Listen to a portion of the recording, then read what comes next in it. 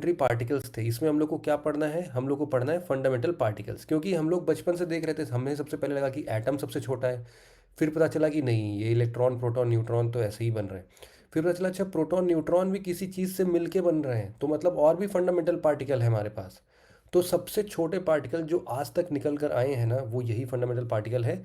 और फिलहाल आज तक की जितनी भी थ्योरीज हम प्रूफ करना चाहते हैं, जिनको समझना चाहते हैं, वो ये मॉडल बहुत बखूबी इनको एक्सप्लेन करता है। अब इन फंडामेंटल पार्टिकल को थोड़ा फर्दर अगर क्लासिफाई करें ना, तो ये दो टाइप्स में डिवाइड हो सकते हैं। कौन कौन से? देखो, एक ऐसे फंडामेंटल पार्टिकल होंगे ना जो कि हर तरीके का मैटर क्रिएट करता होगा, मैटर फॉर्म करता होगा। तो हम यहाँ पर एक टाइप लिख सकते हैं जो कि सारे मैटर क्रिएट करता है। मैटर क्रिएट करने का क्या मतलब है कि मतलब आप अपने इर्द गिर्द अपने शरीर को लेके जिन भी वस्तुओं पर नज़र डाल रहे हैं, वो किसी न किसी मैटर से मिलके बना है। तो उन मैटर्स का जो फंडामेंटल पार्टिकल, सबसे छोटा पार्टिकल होगा, वो ये वाला हिस्सा है। और उसको कलेक्टिवली हम लोग क्या नाम देते हैं? इसको हम लोग बोलते हैं फर्मियॉन्स। सिमिलरली हम लोग कुछ फोर्सेस की बात करते हैं कि भाई ये सभी मैटर, आप देख रहे होगे अगर आपके टेबल के सामने एक पेंसिल बॉक्स रखा है, या फिर एक टेबल स्टैंड पर मान लो कुछ भी एक रखा है, आपका पेन आपके हाथ में है, तो ये एक्चुअल में एक दूसरे से चिपके क्यों हैं? पेन बिल्कुल एटम एटम में बिखर क्यों नहीं जा रहा है? तो इन सब के पीछे कोई तो फोर्सेस होगा जो कि इनको आपस में खींच के रख रहा है।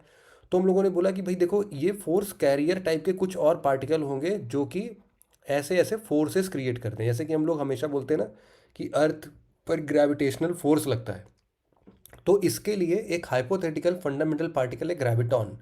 वो ग्रेविटॉन ही रिस्पॉन्सिबल है इस ग्रेविटी के फोर्स के लिए। इस तरीके से बाकी फोर्सेस के लिए भी अलग अलग पार्टिकल्स यहाँ पर बने हैं। लेकिन हमारा आज का मुद्दा जो है ना, वो फर्मियॉन से रिलेटेड है। देखो, फर्मियॉन्स को भी ना हम लोग फर्दर दो पार्ट्स में क्लासिफाई कर सकते हैं। कौन कौन सा पार्ट है, एक बार वो देख लेते हैं। सबसे पहला है क्वार्क। ये जो क्वार्क्स होते हैं ना, बेसिकली ये कितने टाइप के हैं? 6 टाइप के क्वार्क्स हैं। तो क्वार्क हमेशा हमने देखा कि भाई ये कॉम्बिनेशन में एग्जिस्ट करने वाले हैं, है ना। ये हमेशा कॉम्बिनेशन में एग्जिस्ट करते हैं। और ये जो इनका कॉम्बिनेशन है, इन कॉम्बिनेशंस को हम लोग क्या बुलाते हैं? हेड्रॉन्स। आप हेड्रॉन्स को जानते भी होंगे, कोई नया नाम नहीं है। हेड्रॉन्स का सबसे फेमस एग्जांपल जो आपको पता है वो है प्रोटॉन और न्यूट्रॉन। मतलब कि प्रोटॉन और न्यूट्रॉन एक तरीके से हेड्रॉन ही है, मतलब कि क्वार्क के कॉम्बिनेशन का ही एक मिक्सचर है ये। तो हम लोग देखते हैं कि भाई प्रोटॉन में यूजुअली क्या होता है कि दो अप क्वार्क होते हैं और एक डाउन क्वार्क होता है। सिमिलरली न्यूट्रॉन किन से मिलके बना है? एक अप क्वार्क से और दो डाउन क्वार्क से। तो इनके फंडामेंटल पार्टिकल देखो चेंज होते जा रहे हैं, और इनके कलेक्शन को हम लोग हेड्रॉन्स बुलाते हैं। और ये अप क्वार्क, डाउन क्वार्क, ऐसे करके टोटल ऐसे 6 टाइप के क्वार्क्स होते हैं। ये बात क्लियर हो गई आपको? इसके बाद एक और चीज़ समझना आप लोग कि देखो, एक तो हेड्रॉन टाइप का होता है ना, एक इस तरीके से मेसॉन्स भी होते हैं। मेसॉन्स भी एक टाइप का क्वार्क ही है। लेकिन चलो, इस पे इतना डिटेल में नहीं डिस्कस करते हैं। जो हमारा मेजर मुद्दा है आज, वो है इसका दूसरा टाइप, जिसको हम लोग बोलते हैं लेप्टॉन। नाम थोड़े नए होंगे आप लोगों के लिए, बट एक बार, दो बार, चार बार जैसे ही पढ़ोगे तो वो बहुत क्लियर हो जाते हैं।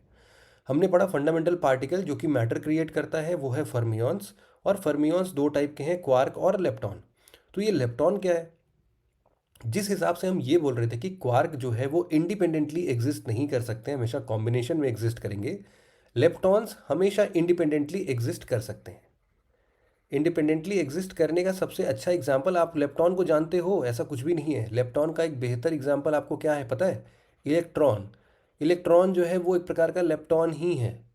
इसी तरीके से जैसे क्वार्क 6 टाइप के थे, वैसे ही लेप्टॉन भी 6 टाइप्स के होते हैं। इसमें से जो 6 टाइप्स के हैं, इनको जरा क्लासिफाई करते हैं। इनको तीन तीन के कॉम्बिनेशन में डिवाइड कर सकते हो। क्या क्या होता है? एक तो चलो लेप्टॉन्स की हमने बात की, तो इलेक्ट्रॉन तो एक टाइप है ही। इसके साथ साथ इलेक्ट्रॉन को थोड़ा सा और हैवी बना देते हैं, थोड़ा सा और बड़ा बना देते हैं। बिल्कुल वैसे ही सेम चार्ज पार्टिकल होगा, मास होगा। इसको हम लोग बोलते हैं मुऑन।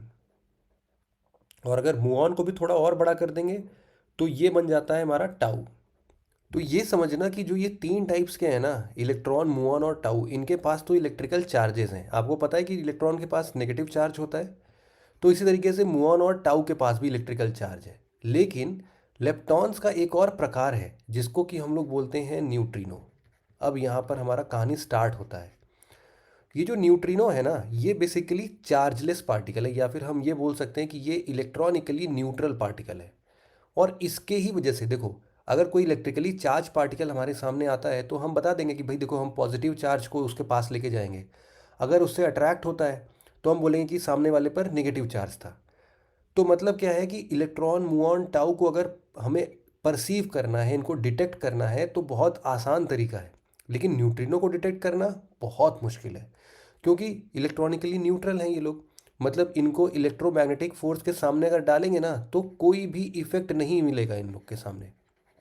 तो ये बहुत बड़ा चैलेंज था, और इसीलिए इनको इलेक्ट्रॉन जैसा डिटेक्ट करना बहुत मुश्किल है। और इनफैक्ट शुरुआती दौर में, मतलब 1950s 60s में, हम लोग को पता भी नहीं था कि ये ऐसा न्यूट्रिनो टाइप का कुछ मटेरियल होता भी है। हम लोगों के लिए इलेक्ट्रॉन, मुऑन, टाउ, यही दो तीन टाइप्स के थे जो कि हमें समझ में आता था। यहाँ पर एक चीज़ न्यूट्रिनो के बारे में आपको और समझना है कि ये, अब चूंकि किसी भी इलेक्ट्रोमैग्नेटिक फोर्स के द्वारा तो अट्रैक्ट नहीं होंगे, लेकिन ये बहुत वीक फोर्स है। जैसे मान लो ग्रेविटी है, तो ग्रेविटी की वजह से ना ये थोड़ा सा, आप बोल सकते हो कि अट्रैक्ट होते हैं। इनका शुरुआत में हम लोगों ने सोचा था कि न्यूट्रिनो जो होते हैं मासलेस होते हैं, लेकिन बाद में कुछ रिसर्चर्स ने फाइंड आउट किया कि ये मासलेस पार्टिकल नहीं है। बहुत स्मॉल मास है इनके पास, लेकिन मासलेस नहीं है ये। ठीक है, तो ये याद रखने वाली चीज़ है कि न्यूट्रिनो के पास मास होता है, मासलेस नहीं है। जैसे फोटॉन्स है, फोटॉन्स जो होते हैं उनके पास कोई मास नहीं होता है, लेकिन न्यूट्रिनो के पास में मास होता है। इतनी बातें आपको क्लियर हो गई होंगी। न्यूट्रिनोस तक आप समझ गए कि ये एलिमेंट्री पार्टिकल जो है